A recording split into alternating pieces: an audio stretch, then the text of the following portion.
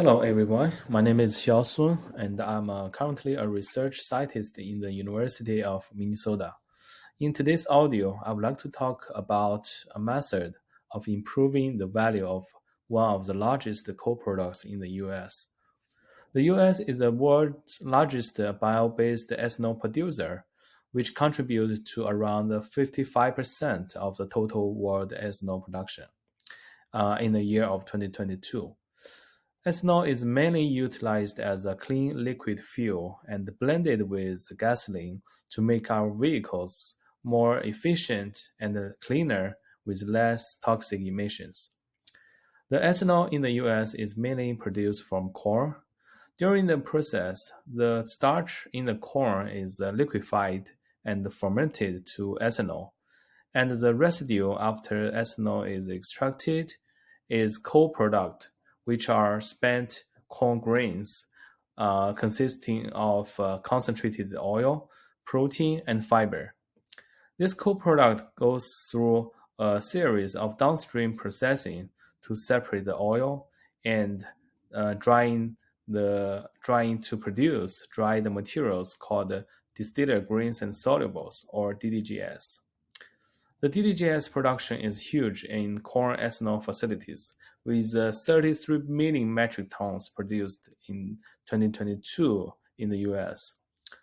Due to its high fiber content, the majority of the DDGS is used in cattle feed.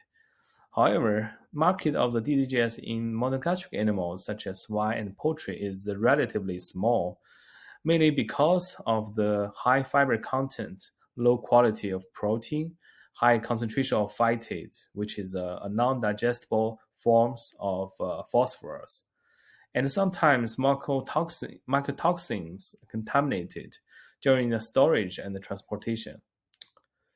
Therefore, our research uses fungal strains to further process DDGS.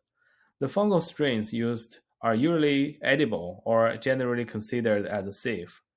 So the DDGS after fungal processing is more nutritional for monogastric animals, which could potentially increase the use of DDGS in the feed market for swine and poultry. One advantage of using the fungal fermentation is that it can process the DDGS or the DDGS mixing with other agriculture industrial co-products such as soybean hull, sugar beet pulp, cottonseed meal, canola meal, etc. During the fungal processing, the fungal strains produce the different types of enzymes. These enzymes can break down the non-digestible fiber components into smaller digestible carbohydrates, hydrolyze proteins into smaller peptides and amino acids, and break down phytate to release phosphorus that are available for animals. Another advantage is that some non-protein nitrogen source, such as urea and ammonium, when supplied to the fermentation, can be utilized by fungal strains during the process to convert to their fungal biomass.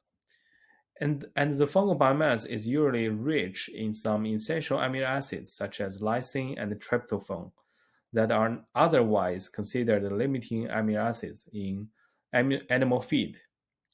Some fungal strains have also been found to degrade major mycotoxins such as aflatoxin B1, zearalenone, and deoxynivalenol, which are occasionally found in the coal and byproducts from the agriculture industry. Our research group is currently working on scale-up of the fungal processing using fermentation bags to process more materials for animal feeding trial.